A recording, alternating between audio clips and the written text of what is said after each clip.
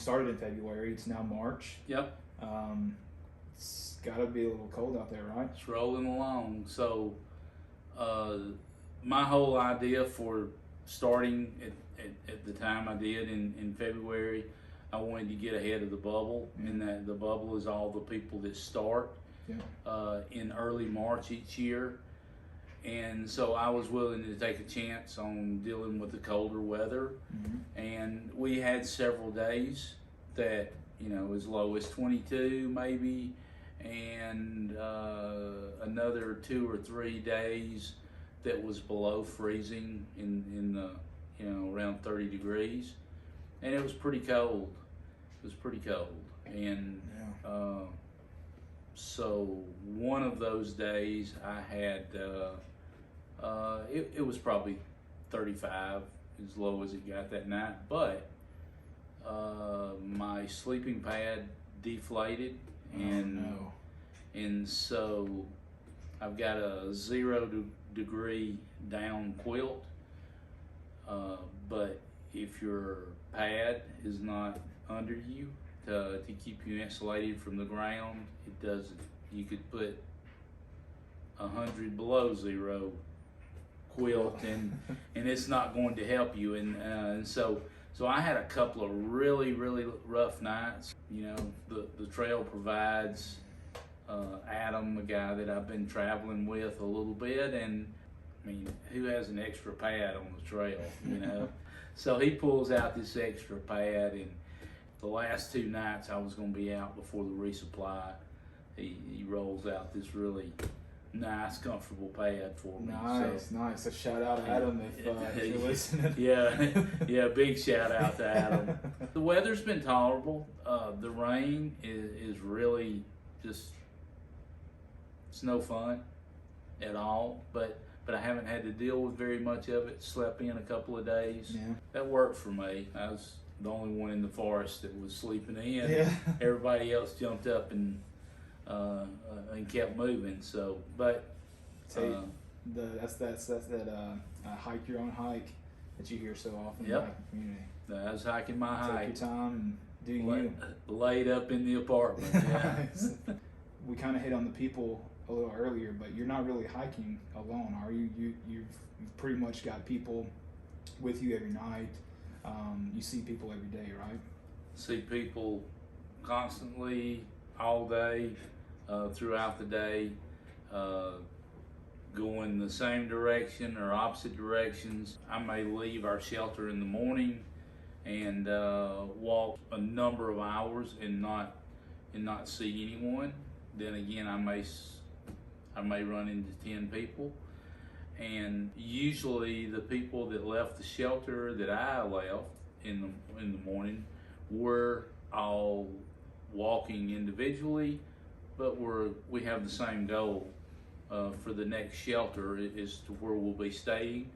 And so there's a degree of accountability, because the people that I'm walking with, I'm on my own, but at the same time they know they should see me by 5 o'clock at the next shelter that we're going to be at, and so we keep tabs on each other. And the shelters, they're varying degrees of comfort. Some of them are noted for having field mice, and some of them are 2-story condos, and they're all the shelters that except one, and that's on Blood Mountain, which is a rock shelter. I think it was constructed by the CC workers during the Depression. The shelters, I would say on average, are about every 8 miles along the trail. Sometimes it might be a little further, and they're pretty accessible.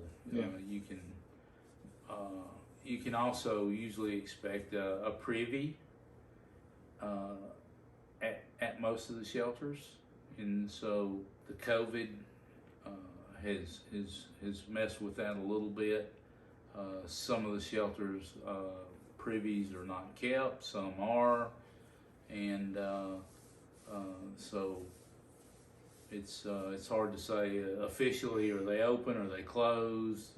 Well, is the trail open? Is the trail closed? I'll tell you, the 2 weeks that I've been out there, it's been really open. There's a lot of people out there, and they're moving, and we're not rubbing all over each other and getting in each other's face.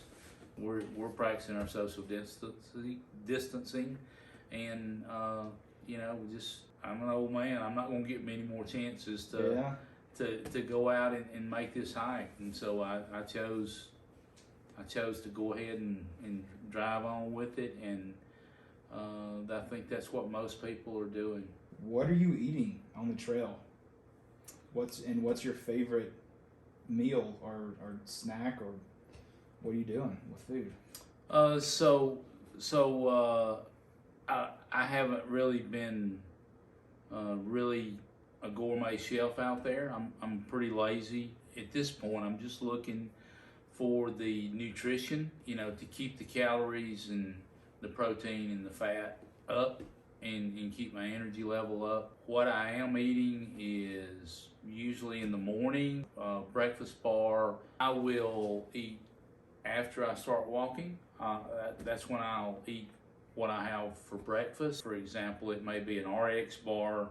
Whenever I start feeling a little hungry, I might pull out a Cliff Bar, and so that's around 10 o'clock to 12 o'clock, somewhere in there. I'll have that other bar, a Cliff Bar, and I may put a little peanut butter on a tortilla and roll it up and do my peanut butter burrito. And I try to have an afternoon snack as well. And that could be like a Cliff Bar. It could be a handful of trail mix. Just varies. I had a bag of Skittles one day. Man, that was a good day. Nice. Yeah, I use that. That's like fuel to go up the hill. So you crush that big wad of Skittles and that sugar high and get up that hill. Nice. I like gummies. Not necessarily the little gummy bears, but some of the other types, Lifesaver gummies. And the main reason I like them, of course, you get that sugar charge, but I like them because they kind of quench the thirst. Okay. And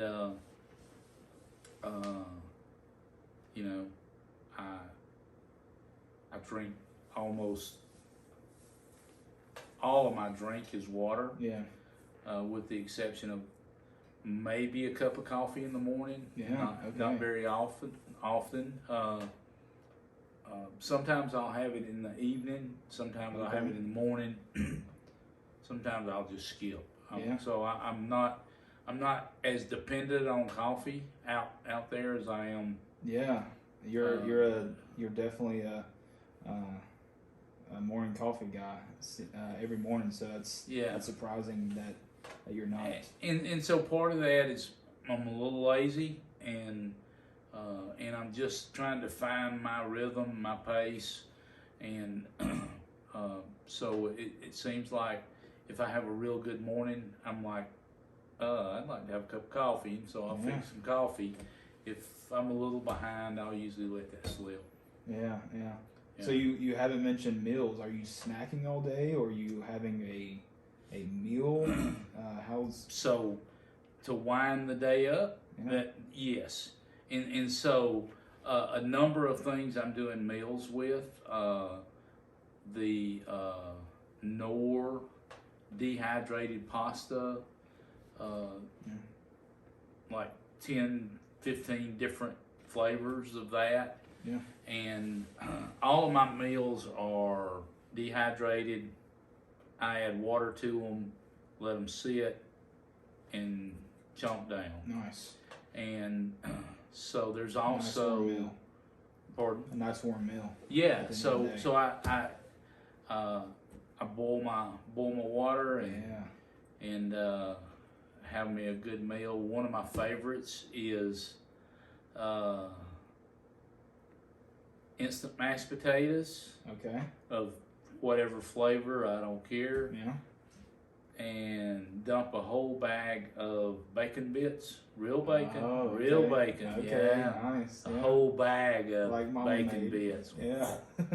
and so that it's pretty good. Yeah. So that's when I'm going after a little extra fat, I think. There you go. know. Nice. Nice. So I like that. Some of the dehydrated meals that you get at some of the retail stores like REI, Yeah.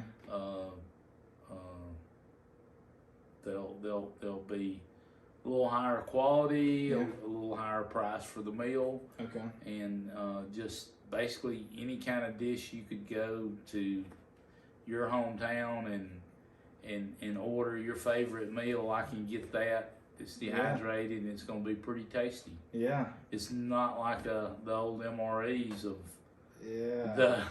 the old 80s and the early 90s. Back in No, the day. yeah, back in the day. So, Okay. so yeah, that's pretty much how my daily food consumption takes place. Snickers bars. Yeah. Oh my goodness, they're good. Yeah. Yeah. So, and I really never saw what the attraction was as I watched everybody carries a bag full of Snickers bars. Yeah. Yeah, and so, but now I do, and I'm not a very big Coke drinker at all. Mhm. Maybe a Diet Coke or something along those lines. But out here, oh man, that's so good. Good old ice cold. Yeah, Coke. yeah. Just the Coke, which, I've had like 3 on the trail, and so it's not like I'm getting them every day. They're not there, but so every once in a while we'll have a little trail magic come by. Yes. Perfect segue. That was one of our questions. For those who don't know, what is trail magic, and what is your most favorite trail magic experience? Because that doesn't have to be food, right? So it could be kind of any type of. Hey, what's your favorite so far? When I was given an air mattress when mine didn't work, that was some of the best trail magic you could ever have. Nice. Yeah. So Nice. so yeah, it does. It can be just my take on trail magic is a kind offering from someone, so it can be anything. Most of the time, we're talking about trail magic coming from someone that's not hiking. They may be a hiker, and they'll show up at the trailheads or road crossings, and just have coolers out. Oh, nice. With all sorts of soft drinks. Nice. They'll have boxes full of chips and crackers and candy bars and just crazy. It's Nice. crazy. Yeah. So, and you're not having to pay for it. It's just, hey, you're a Thru-Hiker. We're here to support you.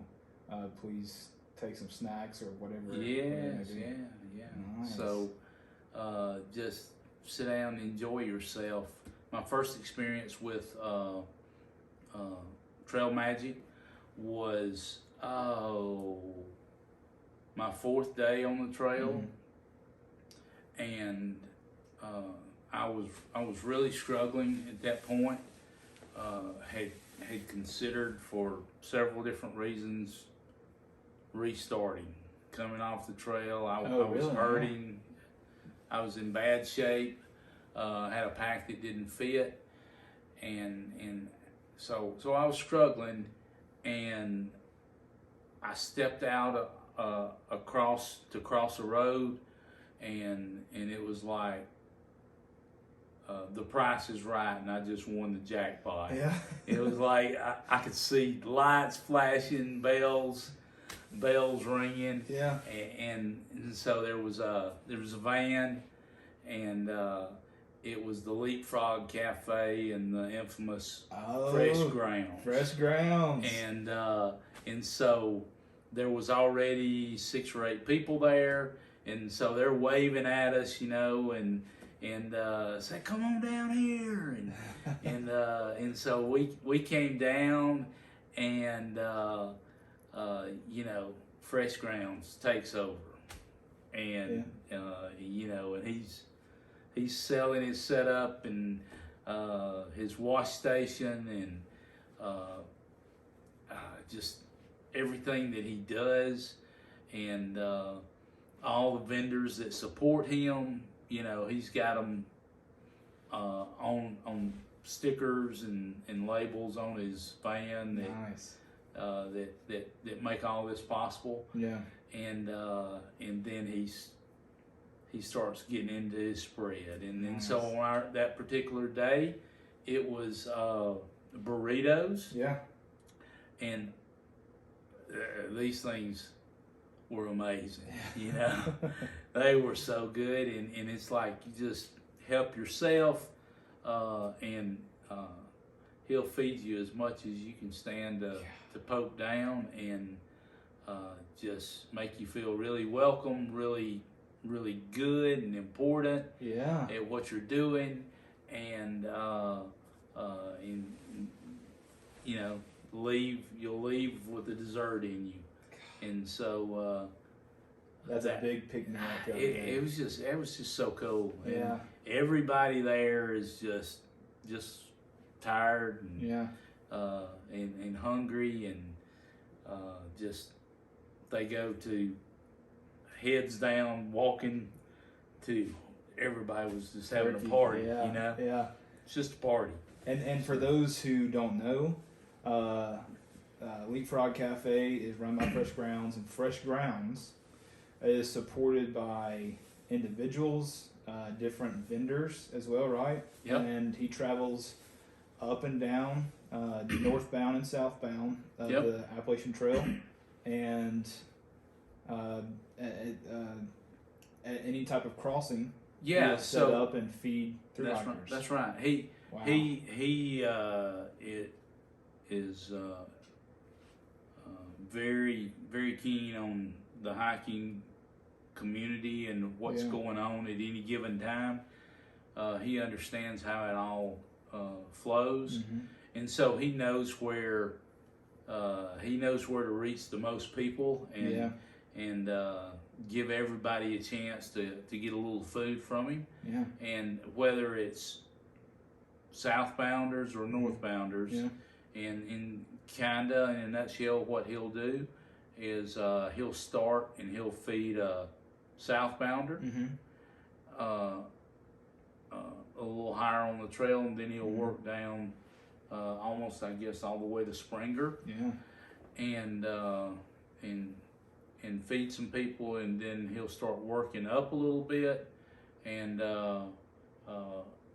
then he'll start to begin to figure out where the wave of people at the most people he can reach.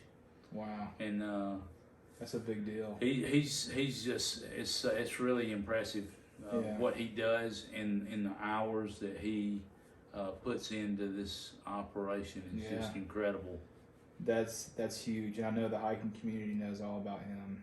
He's a legend, and I can't imagine hiking all day, just really getting your butt whipped on a mountain and coming around the corner, and Fresh Grounds is sitting there to lift the spirits and fill the belly and lift the spirits. Yeah, that's awesome. Yeah, it's impressive.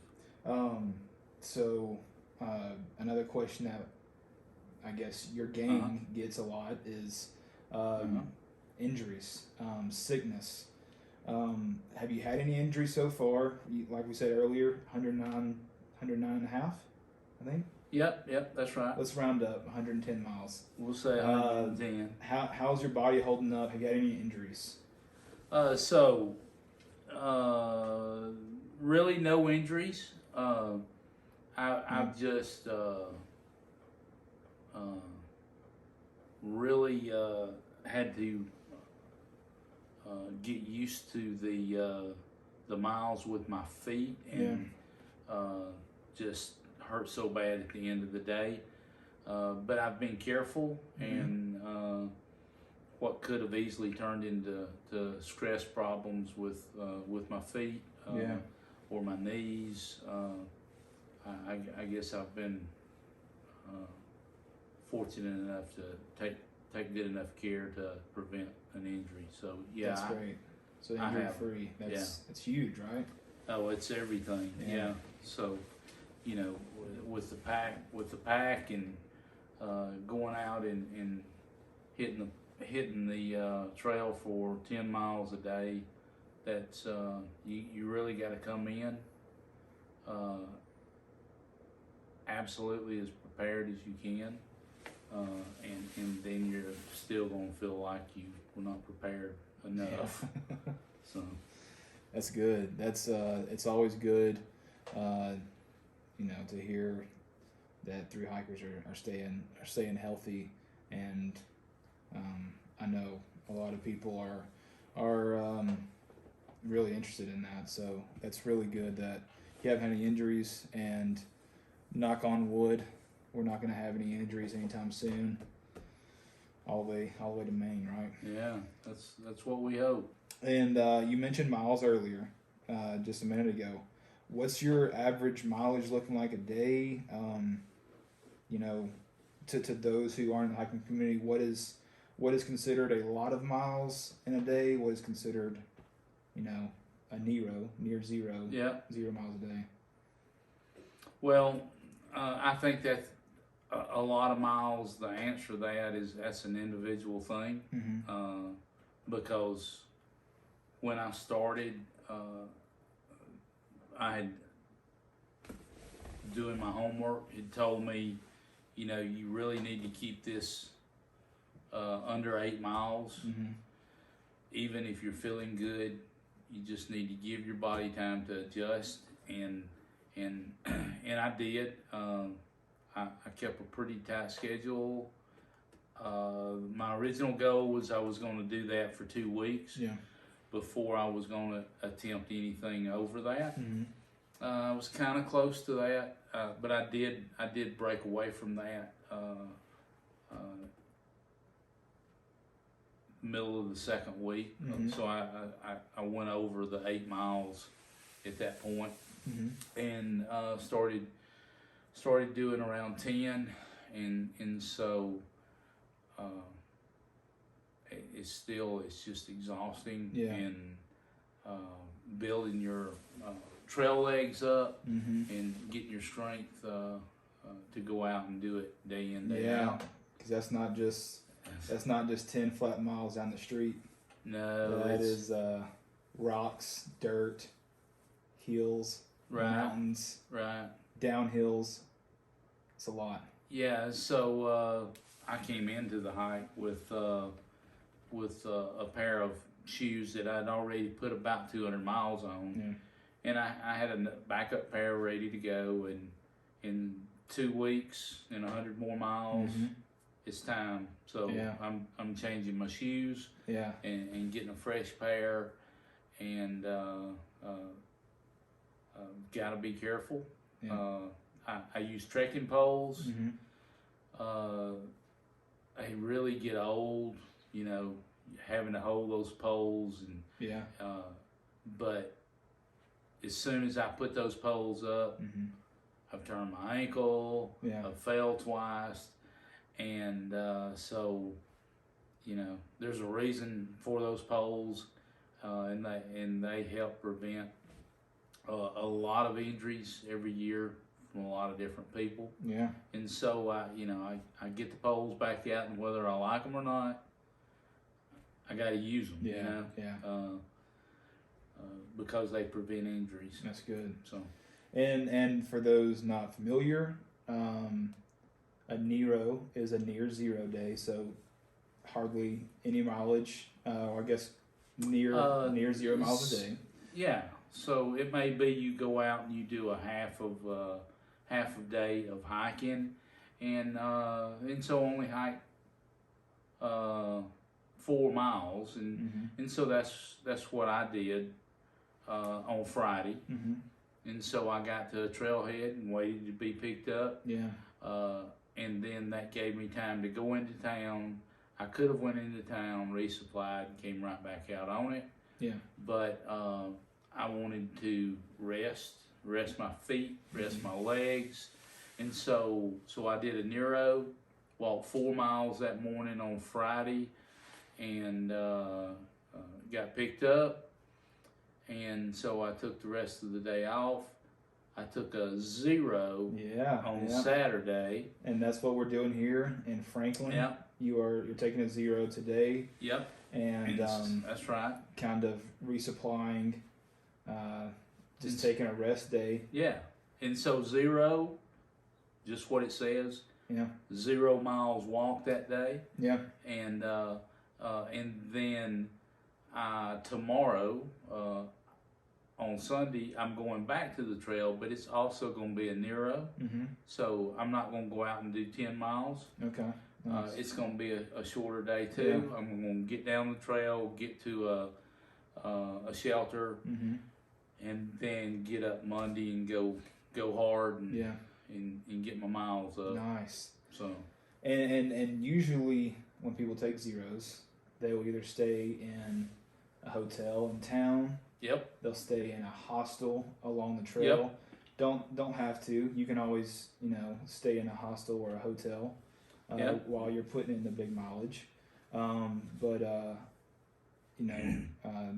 guess we are not in a hostel or a hotel right now.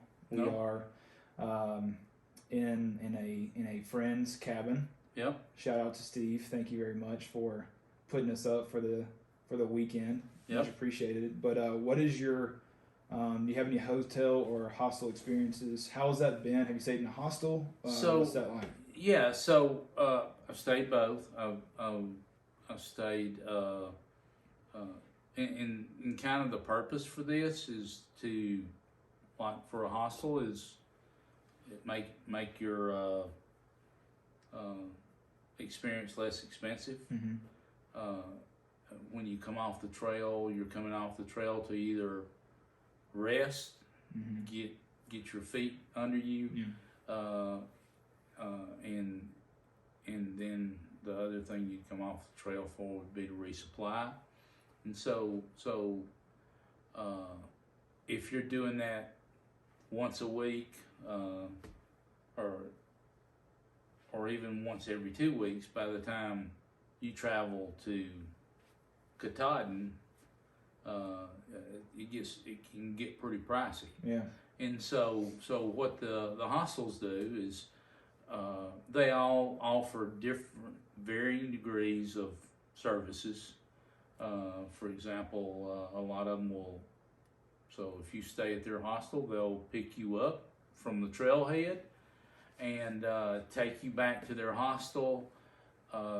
They may include a town trip. Yeah. Take you from the hostel to store or something. Whatever store that that'll allow you to resupply yourself. Okay. And then bring you back to the hostel.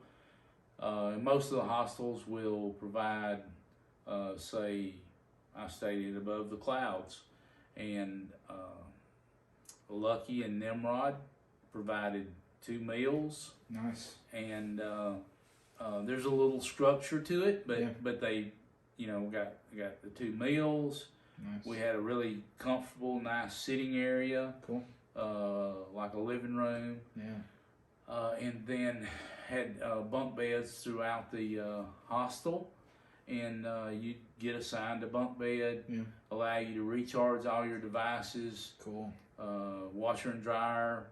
To wash a little. So that's really the only thing is larger than that would be the shower. Yeah.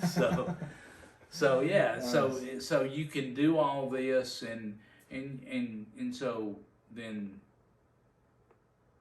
this is $40, $50, $65 depending on what hostel you're at and what level of services they'll offer. Cool. And so they're pretty cool. Nice. And so everybody there is a hiker, and so you all act the same. Yeah. Yeah, yeah. Choose my words careful there. But yeah, so Like-minded. Yeah, like-minded, and you know, and so you for me, I learned so much in the hostel. I'm Okay. like, this is great. Cool. And because most of the people that run the hostels, they like the hikers. They love to be around them. They were hikers, Yeah. or in some cases still are. Okay. So yeah, so it's just a nice family environment, you know, with Nice. a bunch of people you don't know. So, Yeah. Cool. but by the time you leave, you know them all. Oh, so, that's awesome. That's good to So- hear. yeah. For the hiking nerds out there, Okay. the gearheads, Yep. have you had any gear updates? Have you done a shakedown of your pack? What's going on with your gear? So I think my pack shook me down. I made a grave error, and I'm not gonna blame somebody else for purchasing a pack that didn't fit, and it really it was really hurting me, and I just didn't make sense, and I couldn't get it situated. So I finally knew I had to do something because Yeah. I was about to come off the trail, Yeah. and so I got a new pack. Mm-hmm. Take the old pack back. Cool. But I'm using a ULM Okay. circuit, Okay. ultralight. A lot different than your other pack. I think it's 48 ounces, Nice. and yeah, it's I'm really pleased with it, Yeah. and so that's the hands down the biggest gear change. Okay. But you know, if your pack's not right, Mm-hmm. it's just misery. Wow. So my next gear change is not because I wanted to, Mhm. but I had a blowout in turn 2 Okay. with the What kind of blowout you talking about here? the sleep the sleeping pad. Nice. Yeah, that was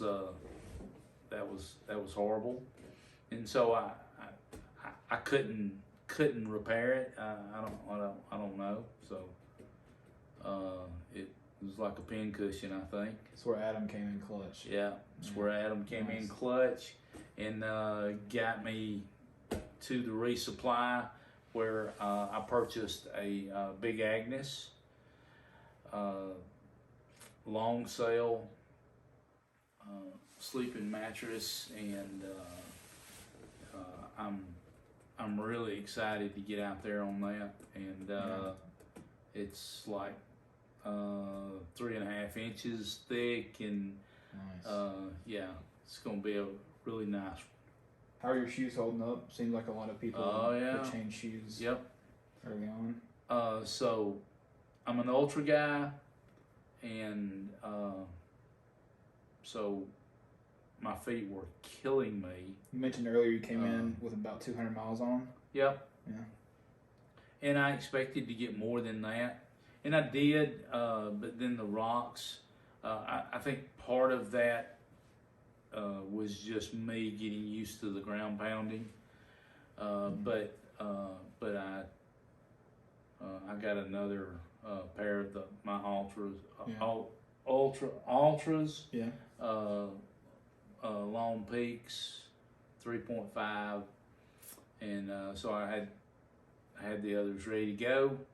I went ahead and put Dr. Scholl's inserts in them, and wore them a little bit this weekend, so they're ready to go, and I think it'll be a different game. Yeah. I added a jacket. I really needed. Here it is. Nice. Here it is. Yeah. So I needed a mid layer, and I had a smart wool sweater. Yeah. That I was using as a mid layer. I didn't really like that. Yeah.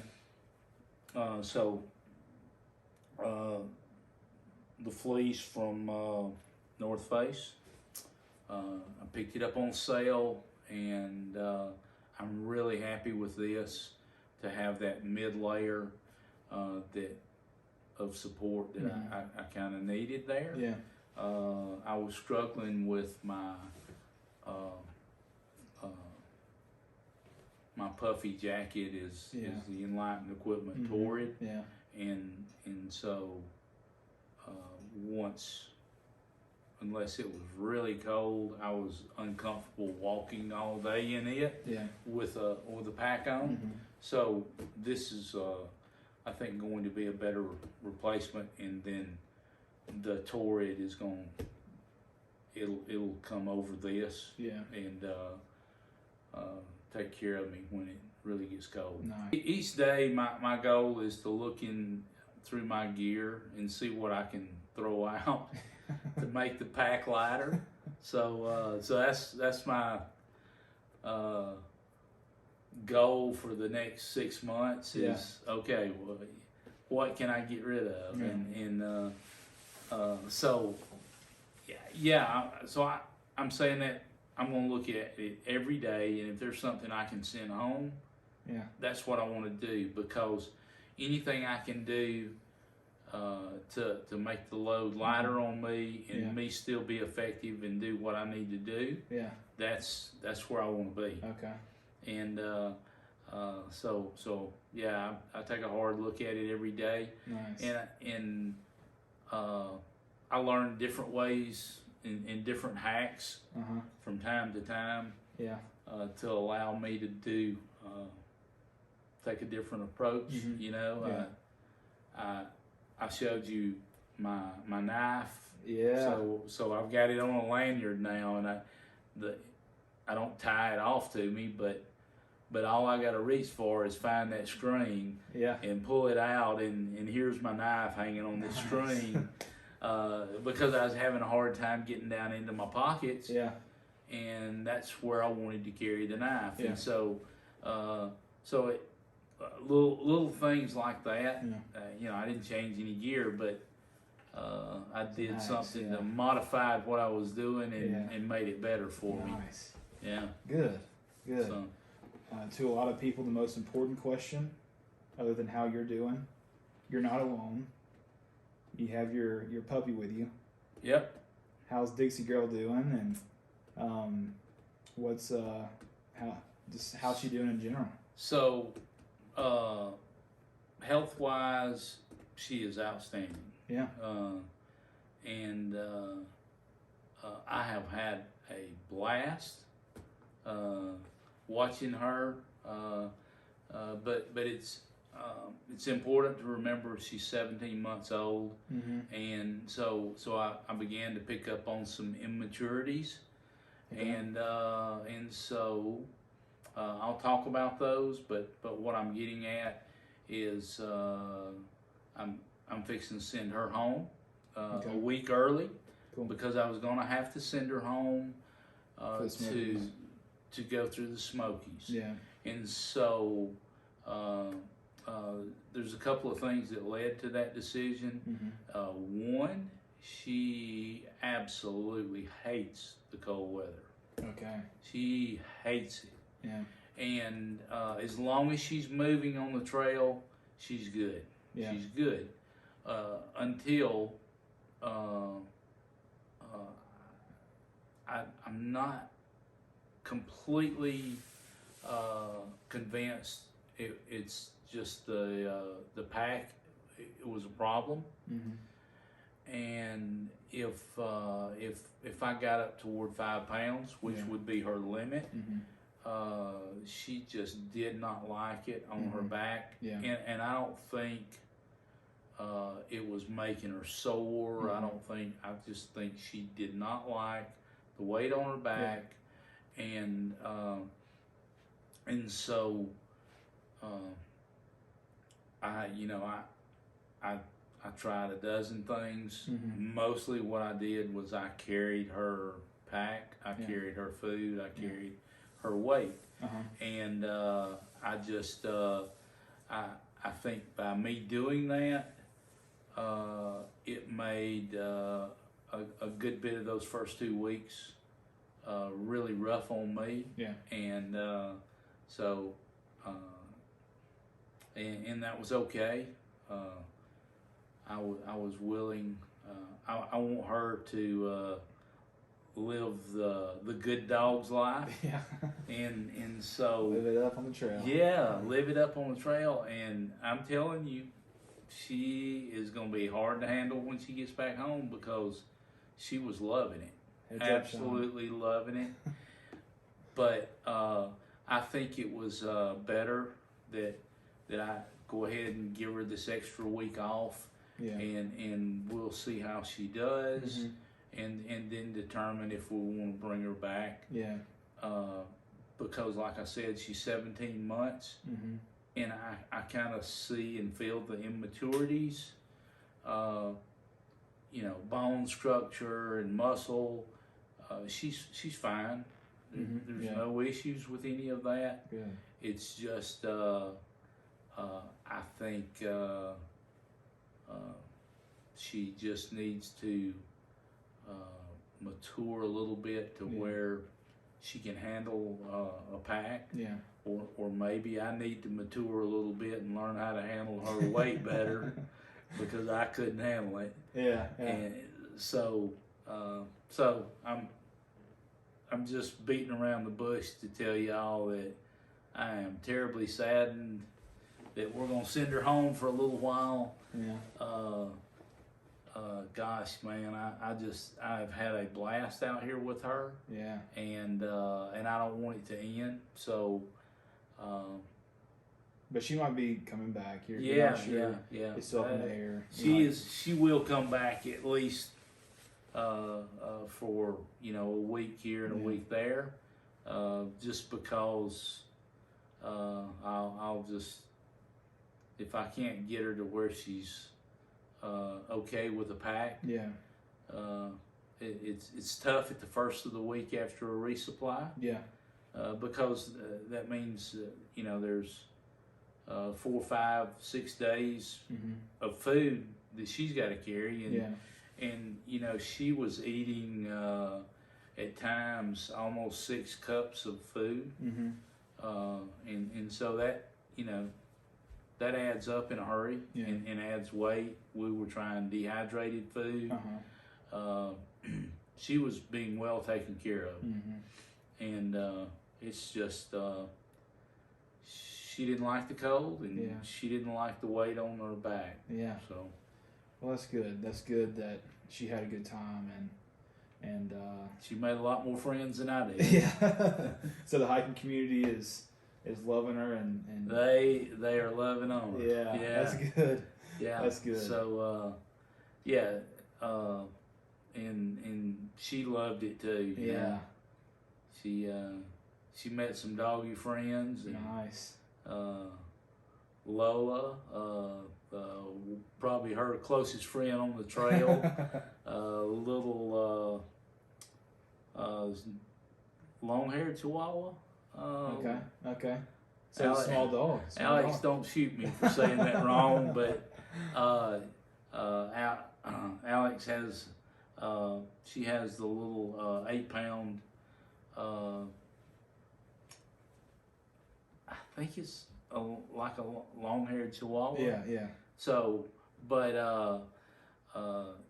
Alex will carry Lola in her little baby carrier thing here. She's got the sash that you wrap a baby in. That's awesome. And she'll carry her, but Lola will hike her. She'll get out and hike as well. And nice. And the little thing jumping over the little